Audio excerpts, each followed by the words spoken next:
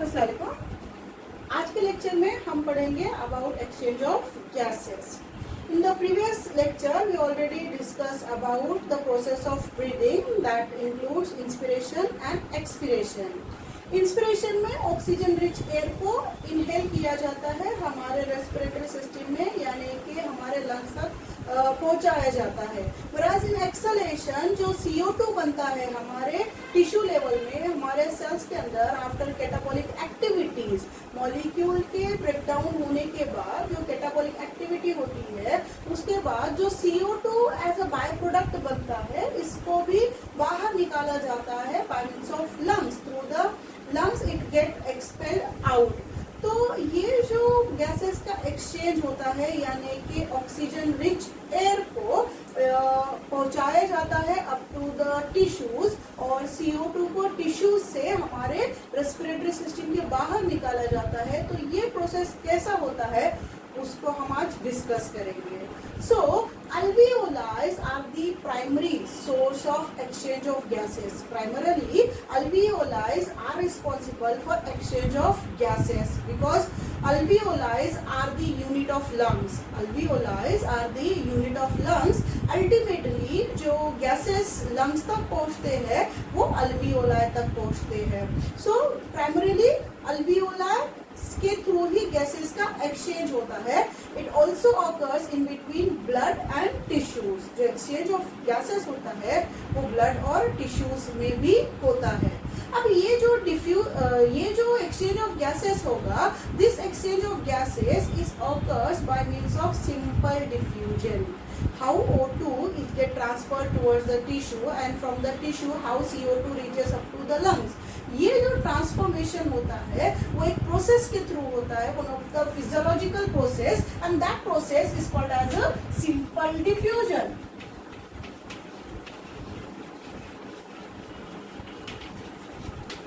So what is diffusion? Diffusion is migration of ions, molecules or gases from its region of higher concentration to its region of lower concentration. Diffusion एक ऐसा physiological process है जिसके अंदर molecules, ions और gases जो होते हैं वो माइग्रेट करते हैं from its region of higher concentration to its region of lower concentration. अब क्योंकि हम यहाँ पर गैसेस का ट्रांसफॉर्मेशन देख रहे हैं, so the diffusion pressure of every gas is called as a partial pressure. Because हम यहाँ पर डिफ्यूजन किसका देख रहे हैं? गैसेस का देख रहे हैं। तो ये जो गैसेस का डिफ्यूजन प्रेशर होता है, that diffusion pressure is called as a partial pressure. So diffusion pressure for every gas is called partial pressure. तो हमारे पास दो गैसेस है, दो रेस्पिरेटरी गैसेस है, that is O2 and CO2। इनका जो पार्शियल प्रेशर होता है वो हर एक ऑर्गन में अलग अलग होता है। अब अलग अलग क्यों? Why there is difference in the value of partial pressure of O2 and CO2? तो ये पार्शियल प्रेशर डिपेंड करता है on the basis of solubility of gases, कितना गैस सोल्यूबल हुआ है। So on the basis of solubility of gases, on the basis of the diffusion membrane, कि diffusion membrane जो होता है वो कितना थिक होता है। सो ये फैक्टर्स के बेसिस पर जो वैल्यूज होते हैं पार्शियल प्रेशर के O2 और CO2 के, वो हर एक ऑर्गन में, like in blood, in alveoli, in oxygenated blood, in tissue, the values are varied. तो यहाँ पर ये partial pressure दिया गया है O2 और CO2 का। These values you have to keep in your mind. These are the values who are present in alveoli, in the oxygenated blood, tissue level, सब जगह पर ये अलग अलग होता है। क्यों अलग होता है? तो बताया अभी कि ये डिपेंड करता है ये कितना सेल्यूबल हुआ है और जो डिफ्यूजन मेम्ब्रेन है वो कितना थिक होता है, कितना परमिएबल होता है for the particular gases. So अभी हम देख रहे हैं partial pressure of O2 and CO2। So partial pressure of O2 in atmospheric air. अब ये जो पार्शियल प्रेशर होता है of oxygen, it is written as PO2, partial pressure of oxygen, whereas P CO2, partial pressure of carbon dioxide. तो यहाँ पर हम देखेंगे, so partial pressure of oxygen in atmospheric air is 159 mmHg, mercury manometer. whereas CO2 का जो partial pressure होता है atmospheric air में, it is only 0.3 mmHg, whereas in alveoli the oxygen is 104, CO2 40 mmHg. In deoxygenated blood, the partial pressure of oxygen is 40 mmHg, whereas CO2 is 45 mmHg. In oxygenated blood, the partial pressure of oxygen is 95 mmHg, whereas CO2, the partial pressure of CO2 in oxygenated blood is 40 mmHg. In tissues, the partial pressure of O2 is 40 mmHg, whereas in CO2 45 mmHg. Inside the cell, the partial pressure of O2 is 20, whereas CO2 is 50. And expired aid में जो partial pressure होता है oxygen का, it is about 120 mmHg और CO2 27 mmHg. So these are the values of partial pressure of O2 and CO2 in alveoli, in tissues, inside the cell, outside the cell, in oxygenated blood, in deoxygenated blood और in atmospheric air. तो ये जो values आप देखते हो, इन values को आपने याद रखना है कि कहाँ पर वैल्यूज की कितनी होती है। तो ये जो टेबल है ये आपने याद रखना है, और वैल्यूज कहाँ पर कितने होते हैं ये भी आपको याद रखना होगा। अब हम देखेंगे the partial pressure of oxygen. The partial pressure of oxygen in alveoli और alveolar air is 104 mmHg। हमने देखना है कि गैसेस का जो एक्सचेंज होता है वो कैसे होता है।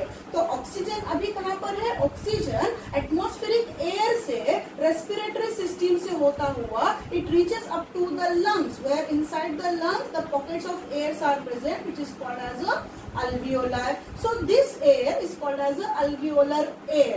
तो इनके अंदर जो ऑक्सीजन का प्रेशर होता है, पार्शियल प्रेशर होता है, वो होता है around 104 mmHg।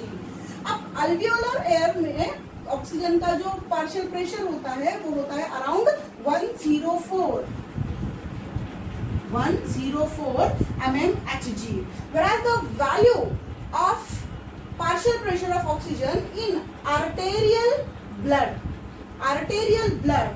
is 40 mmHg।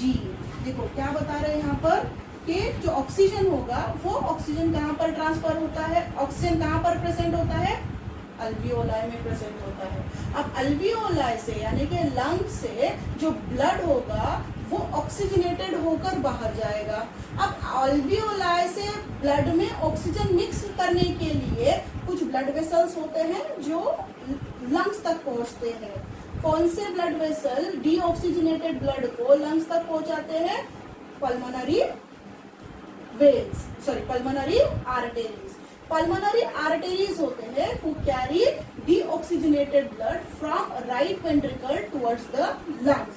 So finally lungs के पास deoxygenated blood आया है for oxygenation, और ऑक्सीजन किसके पास है, अल्वियोलाई के पास है। और अल्वियोलाई में ऑक्सीजन का जो पार्शियल प्रेशर है वो है अराउंड 104, और जो डीऑक्सीजनेटेड ब्लड हमारे पल्मोनरी आर्टरी से जो डीऑक्सीजनेटेड ब्लड लंग्स में आया है उसमें ऑक्सीजन का जो पार्शियल प्रेशर है वो है अराउंड 40 mmHg। तो हम अभी देख चुके हैं कि जो डिफ्यूजन होता है वो उसके हायर लेवल से लोअर लेवल ट्रांसफर करता है। यानी आप यहाँ पर देख सकते हो जो ऑक्सीजन का ट्रांसफॉर्मेशन है वो अल्वियोलाई से ब्लड के तरफ होता है, क्योंकि अल्वियोलाई में जो ऑक्सीजन का जो पार्शियल प्रेशर है वो 104 है, whereas in deoxygenated blood यानी कि जो आर्टेरियल ब्लड है, जो पल्मोनरी आर्टरी डीऑक्सीजनेटेड ब्लड को हार्ट के पास लेकर आते हैं for oxygenation. In that blood the partial pressure of oxygen is less than alveolar air. So there is transformation from its higher concentration region to lower concentration region. So in this way, the alveolar air that contain oxygen is transferred from alveoli to blood. That blood is arterial blood, who contain deoxygenated blood, but after this exchange the blood becomes oxygenated. Now अब O2 कैसा हो रहा है, alveoli से oxygen जो है वो blood में मिक्स हो रहा है इनसाइड द लंग्स. अब यहाँ पर हम देखेंगे कि CO2 के साथ क्या हो रहा है. तो CO2 का जो पार्शियल प्रेशर होता है इन अल्वियोलाई में पार्शियल प्रेशर कितना होता है CO2 का, 40 mmHg, that is 40 mmHg. Whereas in deoxygenated blood, जो deoxygenated blood who carry CO2 from tissue level up to the lungs, और ये आए हैं ऑक्सीजनेशन के लिए, तो उस deoxygenated blood में या arterial blood में हमने देखा O2 का concentration यानी कि O2 का पार्शियल प्रेशर होता है 40 mmHg. तो उसके अंदर CO2 का पार्शियल प्रेशर कितना होगा, अराउंड 45 to 46 mmHg. CO2 का जो पार्शियल प्रेशर होगा inside the deoxygenated blood is higher than the partial pressure of CO2 in alveoli. अब माइग्रेशन कहाँ से कहाँ होगा, wherever it is present, it always transfer from the its region of higher concentration to region of lower concentration. यानी अब transfer कहाँ से होगा, यहाँ पर आप देखोगे तो डीऑक्सीजनेटेड ब्लड से CO2 का जो कॉन्सेंट्रेशन है वो ट्रांसफर होगा टुवर्ड्स अल्वियोलाई. क्यों, क्योंकि अल्वियोलाई के पास पार्शियल प्रेशर है 40 और डीऑक्सीजनेटेड ब्लड के पास CO2 का पार्शियल प्रेशर है around 45 to 46. So transfer from its region of higher concentration to its region of lower concentration. तो इस तरह से गैसेस का एक्सचेंज होता है. तो इसी को हम अब देखेंगे इन डिटेल. तो सबसे पहला हम देखेंगे exchange of gases, that is सबसे पहला हम देखेंगे ट्रांसपोर्ट ऑफ ऑक्सीजन. किस तरह से ऑक्सीजन का एक्सचेंज होता है, how oxygen gas transported from alveoli towards the tissues. So this oxygen is combined with a respiratory pigment. That respiratory pigment is present in RBC, red blood cell. In red blood cell at the center, at the stroma, hemoglobin is present. Hemoglobin is a conjugated protein. ये एक complex protein होता है who is made up of protein and iron. यानी ये एक protein और molecule amino acid और non proteins molecule यानी कि आयन से मिलकर बना हुआ है. So hemoglobin is one of the iron containing compound, and this hemoglobin is a respiratory pigment because it shows the affinity towards the respiratory gases. तो जो ऑक्सीजन alveolar air में present है, that oxygen is combined with RBC. How much percentage of oxygen combined with RBC? Around 97%. Around 97% of O2 is transported through RBC, that is through hemoglobin. यानी RBC से transfer होता है, यानी किससे transfer हो रहा है, हेमोग्लोबिन से ट्रांसफर होता है. तो रिमेनिंग जो 3% ऑक्सीजन है, it is carried in dissolve state through the plasma. जितना भी ऑक्सीजन alveoli में प्रेजेंट है, that alveoli who contain oxygen is transported to the blood. अब ब्लड से जो ऑक्सीजन है वो आरबीसी के साथ ट्रांसफर होता है. Around 97% of oxygen is transported through the RBC because RBC contain haemoglobin. Whereas 3% of oxygen is carried in the dissolved state through the plasma. 3% plasma के साथ ट्रांसफर होगा और 97% जो है वो ट्रांसफर होगा through RBC when dissolve with haemoglobin. अब ये कैसे कंबाइन करता है, तो haemoglobin is iron containing compound ये जो हेमोग्लोबिन है एक्चुअली 4 यूनिट से बना हुआ है, मतलब 4 यूनिट। तो 4 यूनिट से बना है, तो इसकी जो कैपेसिटी होती है, it is able to combine with 4 molecules of oxygen. One hemoglobin can combine with 4 molecules of oxygen, and this hemoglobin, after combining with oxygen, it form one unstable compound. वो एक unstable compound बनाते हैं, and that unstable compound is called as a oxyhemoglobin. It is they form oxyhemoglobin in a reverse form. यहाँ पर आप देखते हो तो हेमोग्लोबिन मैक्सिमम ऑक्सीजन के कितने मॉलिक्यूल के साथ कंबाइन करेगा? 4. सो Hb plus O2 gives to HbO2. लेकिन यहाँ पर क्योंकि कंपाउंड और यूनिट जो है वो 4 है, तो आप यहाँ पर देखोगे Hb4O8. This condition of haemoglobin is called as a oxy haemoglobin. अब यहाँ पर आप बोलोगे कि जो हेमोग्लोबिन है वो ऑक्सीजनेशन कर रहा है, ऑक्सीडेशन होता है. देखिए हमने इससे पहले देखा था रेस्पिरेशन में ग्लूकोज मॉलिक्यूल जब ऑक्सीजन के साथ कंबाइन करते हैं तो ऑक्सीडेशन होता है, ब्रेकडाउन होता है. तो यहाँ पर हेमोग्लोबिन ये ऑक्सीडाइज नहीं होकर ऑक्सीजनेशन करते हैं, ये ऑक्सीजनेशन का प्रोसेस करते हैं, और बिकॉज ऑफ दिस ये एक अनस्टेबल कंपाउंड बनाते हैं, and this unstable compound is called as a oxyhaemoglobin. अगर आप हेमोग्लोबिन में आयरन की बैलेंसी देखोगे तो वो 2 होता है. अगर दूसरे गैसेस होते हैं तो वो हेमोग्लोबिन को ऑक्सीजनेट, यानी कि यहाँ पर ऑक्सीजनेशन जो हो रहा है वो ना होकर ऑक्सीडेशन कराते हैं. और अगर ऑक्सीडेशन होता है तो वहां पर एक कंपाउंड बनता है, and that compound is called as a मीथामोग्लोबिन.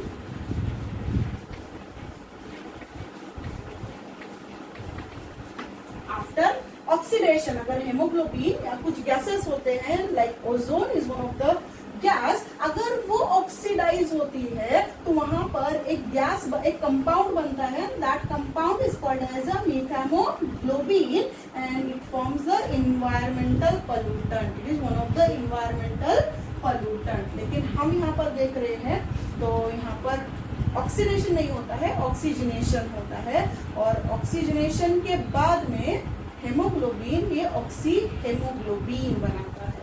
Now 1 gram of hemoglobin, it transport 1.34 ml, 1.34 ml of oxygen. फिर से ये वैल्यूज आपने याद रखने हैं. 1 gram of hemoglobin, it transport 1.34 ml of oxygen. अब 1 ग्राम हेमोग्लोबिन 1.3 ml ऑफ ऑक्सीजन को ट्रांसफर करता है. अब आप जानते हो कि 100 ml ऑफ ब्लड में हेमोग्लोबिन का वैल्यू कितना होता है? इन नॉर्मल कंडीशन और in normal adult person 100 ml of blood contains 15 gram of haemoglobin. एक एवरेज अडल्ट पर्सन में 100 ml ब्लड में 15 gram of haemoglobin is present. अब 1 ग्राम 1.34 ml ऑक्सीजन को ट्रांसफर कर रहा है, 100 ml में 15 ग्राम हेमोग्लोबिन प्रेजेंट होता है. So 100 ml of blood it transport 20 ml of oxygen. What are the values? 100 ml of blood transport 20 ml of oxygen. उसके बाद in conducting cycle blood gives 25% of oxygen to tissues. In conducting cycle, blood gives 25% of oxygen to tissues. So every 100 ml of oxygenated blood can deliver around 5 ml of O2 to tissues under normal physiological conditions. देखो क्या हो रहा है यहाँ पर बता रहे हैं कि ये जो हेमोग्लोबिन है जब ये ऑक्सीजन के साथ कंबाइन करते हैं तो एक अनस्टेबल प्रोडक्ट बनते हैं रिवर्सिबल मैनर में, यानी कि यहाँ से अगर आप देखोगे तो अल्वियोलाई से ये टिश्यूज तक जाएगा। टिश्यूज के पास जब हेमोग्लोबिन जाते हैं तो ये ब्रेक होते हैं और haemoglobin get separated, oxygen get separated, और ये जो ऑक्सीजन है it reaches up to the tissues. अब टिश्यू से वापस हेमोग्लोबिन वापस चला जाता है, तो ये रिवर्सिबल फॉर्म में ऑक्सी हेमोग्लोबिन बनाते हैं। अब ये जो ऑक्सी हेमोग्लोबिन है, यानी कि हेमोग्लोबिन जो ऑक्सीजन को ट्रांसफर करता है, तो कितने वैल्यूज, कितना अमाउंट ऑक्सीजन का ट्रांसफर हो रहा है वो हम देख रहे हैं। सो 1 gram of haemoglobin, 1 gram of haemoglobin it transported 1.34 ml of oxygen. 1 ग्राम जो हेमोग्लोबिन है वो 1.34 ml of oxygen is transported. 100 ml of blood में जो हेमोग्लोबिन की वैल्यू होती है इट इज अराउंड 15 ग्राम। ये कितनी होती है? 15 ग्राम होती है। अब 100 ml ब्लड में जो ऑक्सीजन होता है वो होता है अराउंड 20 ml, यानी कि एक जो 100 ml का ब्लड होगा वो 20 ml ऑक्सीजन को ट्रांसपोर्ट करेगा। ठीक है, अब हम देख रहे हैं तो कंडक्टिंग साइकिल में, जो कंडक्टिंग साइकिल होता है इसमें blood gives 25% of oxygen to tissues. So every 100 ml of oxygenated blood can deliver around 5 ml of oxygen to tissues under normal physiological condition. तो ऑक्सीजन कैसे ट्रांसफर हो रहा है? ऑक्सीजन ट्रांसफर होता है हेमोग्लोबिन से, वो अल्वियोलाई से टिश्यूज तक पहुंचता है। टिश्यूज के पास जाने के बाद हेमोग्लोबिन, ऑक्सी हेमोग्लोबिन, ये हेमोग्लोबिन और ऑक्सीजन में सेपरेट हो जाते हैं, where oxygen it get diffuse to the tissues और haemoglobin it again return back to alveoli to combine with the next oxygen molecule. Okay, अब देखेंगे ट्रांसपोर्ट ऑफ CO2। O2 का ट्रांसपोर्ट कैसा होता है वो हमने देखा। Now the transport of CO2. CO2 is produced by the tissues. All the cells they have to perform metabolic activity. In this metabolic activity, catabolic reactions are there. So due to this catabolic reaction, complex molecule they get broken down or they convert into the simpler molecule. So ये जो catabolic activity होती है, catabolic reactions होते हैं, उस catabolic reactions में number of end products are produced. So out of so many end product, one of the end product is produced during the catabolic reaction, that is CO2, carbon dioxide. अब ये जो carbon dioxide है इसको हमारे respiratory system से बाहर निकाला जाता है by the process of expiration और exhalation. So how that CO2 from tissues it reaches up to the alveoli, that is up to the lungs. तो हमारे टिश्यूज से जो CO2 है अल्वियोलाई तक कैसे पहुंचता है? तो इट ट्रांसफर इन 3 वेज। ये 3 वेज में ट्रांसफर करता है। The first in dissolve state. The first part, पहला जो हम देख रहे हैं that CO2 is transfer in dissolve state around और approximately 5 to 7% of CO2। 5 to 7% of CO2 is dissolve in plasma membrane or through plasma it reaches up to the alveoli. So the first part is the CO2 is dissolved in plasma. How much CO2 is dissolved? Approximately 5 to 7% of CO2 it get dissolved in plasma and it reaches up to the alveoli. Whereas the second way is as carbaminohemoglobin. Around 20 to 25% CO2, around 20 to 25% of CO2 it combines with haemoglobin, that is RBC. ये RBC में present haemoglobin के साथ combine करते हैं और जब haemoglobin CO2 के साथ कंबाइन करते हैं तो that compound is called as a carbaminohaemoglobin. और 20 से 25% CO2 it reaches up to the lungs in the form of carbaminohaemoglobin. So the maximum amount of CO2 अगर आप देखोगे तो 70 to 75% जो CO2 होता है इट कन्वर्टेड और इट फॉर्म्स इनटू बाइकार्बोनेट्स। ये बाइकार्बोनेट्स में कन्वर्ट होते हैं और ये बाइकार्बोनेट्स के फॉर्म में अल्वियोलाई तक पहुंचते हैं, जहां पर अल्वियोलाई उनको बाहर निकाल देते हैं। So as in the form of bicarbonate CO2 70% ये रिलीज होता है फ्रॉम द अल्वियोलाई। अब ये बाइकार्बोनेट्स हम देख रहे हैं मैक्सिमम जो इसका अमाउंट है CO2 का वो बाइकार्बोनेट्स में कन्वर्ट होता है। तो ये कैसे होता है वो हमने देखना है। तो फर्स्ट द CO2 जब ये टिश्यू से बाहर निकलते हैं तो it combines with the water. The CO2 after catabolic activity they forms inside the tissues, or inside the tissues water is present. So this CO2 is combined with water and it forms carbonic acid. ये carbonic acid बनाते हैं in presence of enzyme carbonic anhydrase. In presence of enzyme carbonic anhydrase. What is carbonic anhydrase? It is one of the enzyme which is present in higher concentration in RBC.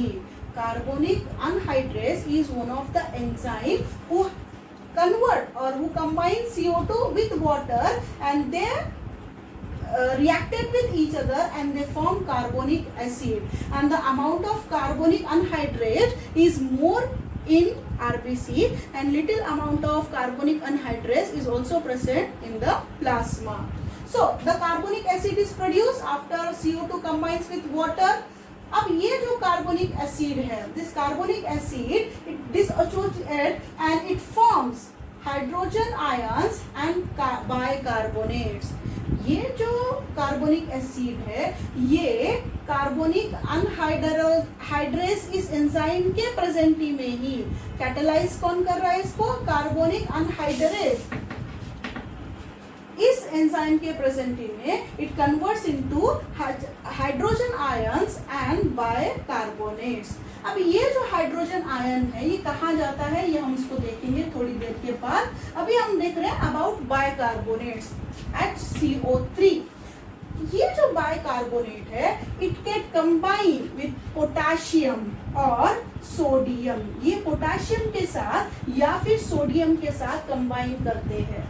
This bicarbonates is readily combined with the salts present in our body and these may be potassium or sodium. If it is attached with the potassium तो ये क्या करते हैं? Potassium bicarbonate बनाते हैं, या फिर अगर ये सोडियम के साथ कंबाइन करते हैं तो दे फॉर्म सोडियम बाइकार्बोनेट्स। अब ये आप जब देखते हो तो सोडियम बाइकार्बोनेट्स, पोटेशियम बाइकार्बोनेट्स ये फाइनली ये क्या करते हैं? बाइकार्बोनेट्स के फॉर्म में ये लंग्स तक पहुंचते हैं और फाइनली उनका ब्रेकडाउन होता है because these are unstable compound और वो CO2 को रिलीज करते हैं from tissues towards the alveoli. तो यहाँ पर हम देखेंगे तो जो पोटेशियम है it get ready with the haemoglobin. Initially ये हेमोग्लोबिन के साथ कंबाइन करेंगे और हेमोग्लोबिन के बाद ये क्या बनाएंगे? KHbO2 ऑक्सी हेमोग्लोबिन के साथ जब ये मिक्स करते हैं तो ऑक्सीजन ये सेपरेट होता है and again KHb it get releases. अब ये जो KHb है यहाँ से भी potassium is separated, haemoglobin is also separated.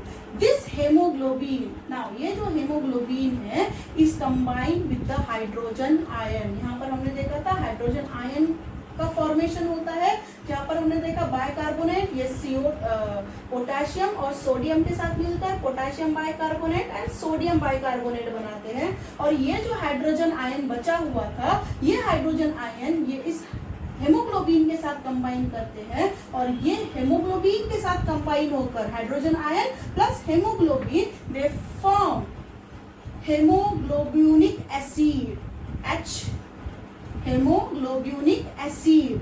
So this hydrogen ions is combined with the hemoglobin and they form hemoglobinic acid. So in this way the CO2 get transferred up to the lungs, where inside the lungs the partial pressure of CO2 is less than partial pressure of oxygen. So इस वजह से क्योंकि pressure partial pressure का difference होता है तो यहाँ पर CO2 it get release out और ये एक्सलेट करते हैं, हमारे लंग्स से बाहर निकल जाते हैं।